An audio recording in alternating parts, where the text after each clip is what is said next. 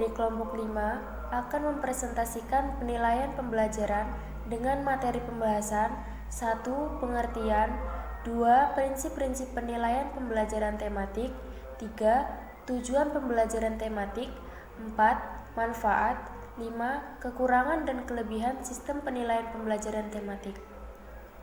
Adalah suatu proses pengumpulan dan pengolahan informasi untuk menentukan pencapaian hasil belajar peserta didik dan untuk mengetahui tingkat kemajuan dan perkembangan suatu siswa dalam suatu periode dengan menggunakan sistem yang jelas baik bagi peserta didik maupun bagi pendidik.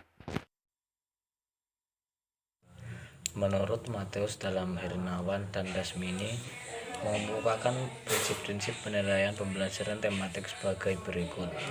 1. Penilaian hendaknya berbasis untuk kerja siswa, sehingga selain pemanfaatan penilaian terhadap hasil kerja, namun juga terhadap proses pembelajaran. 2. Setiap langkah penilaian hendaknya siswa dilibatkan. 3. Penilaian hendaknya memberikan perhatian pada refleksi siswa atau self-reflection. 4. Penilaian alternatif atau seperti portofolio, catatan anekdot untuk unjuk kerja, jurnal, dan sebagainya karena kompleksnya aspek-aspek yang harus dinilai. 5. Umpan balik hendaknya dimanfaatkan sebesar-besarnya untuk pengembangan kemampuan siswa, baik secara individual maupun sosial. 6. Penilaian pembelajaran tematik hendaknya menggunakan sistem penilaian acuan patokan atau PAP dengan tetap memanfaatkan penilaian acuan normatif.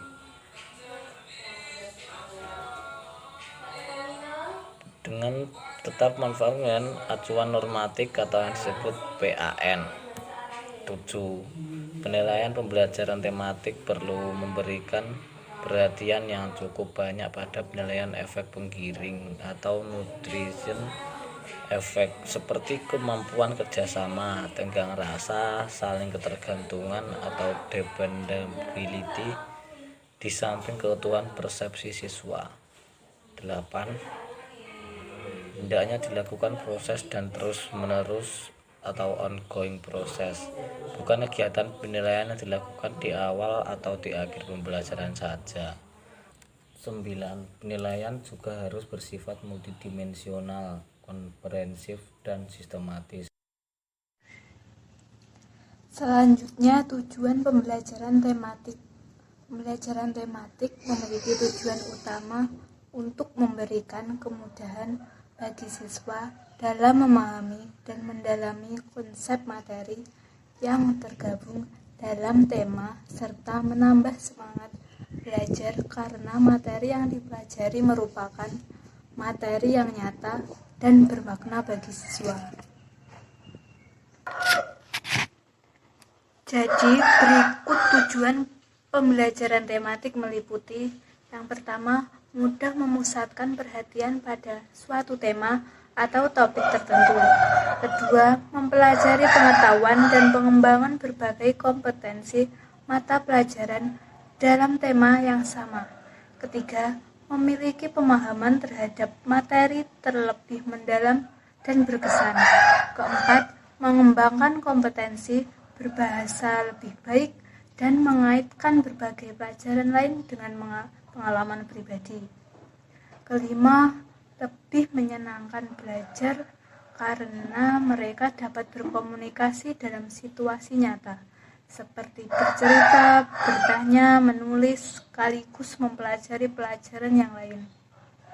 Keenam, lebih merasakan manfaat dan makna belajar karena materi yang disajikan dalam konteks tema yang jelas.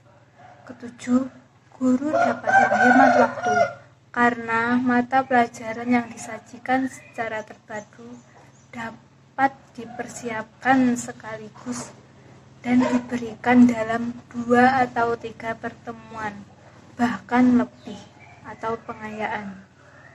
Yang terakhir yaitu budi pekerti dan moral siswa dapat ditumbuh kembangkan dengan mengangkat sejumlah nilai budi pekerti sesuai dengan situasi dan kondisi.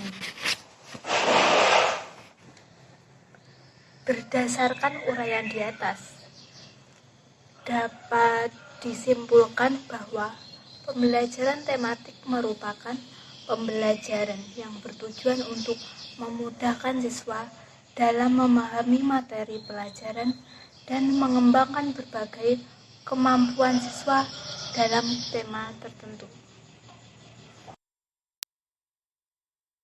Diterbitkannya Undang-Undang Sisdiknas tahun 2003 merupakan titik awal munculnya paradigma baru pendidikan Indonesia. Dalam undang-undang tersebut, proses pengajaran yang selama ini diterapkan di sekolah dasar diganti dengan proses pembelajaran. Dalam hal ini, menggunakan proses pembelajaran tematik. Mengacu pada undang-undang tersebut, maka sebagian besar sekolah dasar di Indonesia telah menerapkan pembelajaran tematik dalam kegiatan belajar mengajar di sekolah. Dalam pelaksanaan pembelajaran tematik ini akan memberi beberapa manfaat, yaitu 1. Dengan menggabungkan beberapa kompetensi dasar dan indikator serta isi mata pelajaran akan terjadi penghematan karena tumpang tindih materi dapat dikurangi bahkan dihilangkan. Kedua, peserta didik mampu melihat hubungan-hubungan yang bermakna, sebab materi pembelajaran lebih berperan sebagai sarana atau alat, bukan tujuan akhir.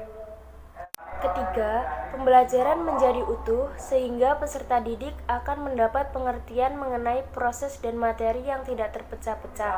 Dan keempat, dengan adanya pemanduan antar mata pelajaran, maka penguasaan konsep akan semakin baik dan meningkat.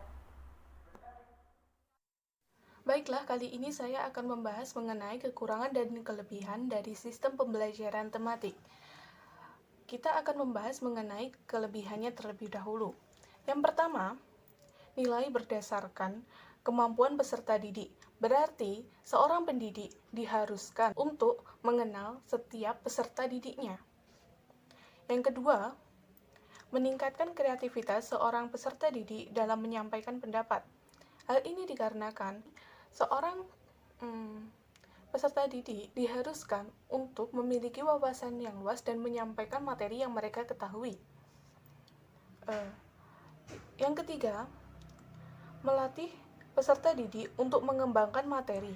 Dalam pembelajaran tematik ini, untuk meraih nilai yang maksimal, maka seorang peserta didik diharuskan untuk memiliki wawasan yang luas dan penguasaan materi yang dalam.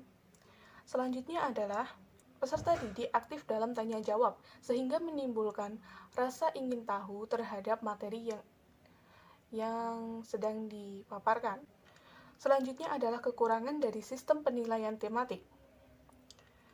Kekurangannya yang pertama adalah penilaian terpacu pada hasil belajar, bukan pada proses belajarnya. Padahal dalam sistem tematik ini, kita diperlukan belajar yang lebih ekstra dan penguasaan materi tetapi yang dinilai hanyalah pada hasil akhirnya.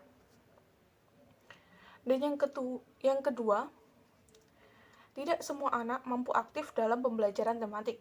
Karena dalam pembelajaran tematik ini kita harus menguasai materi, maka tidak semua siswa mampu aktif dalam tanya jawab ataupun dalam pengembangan materi.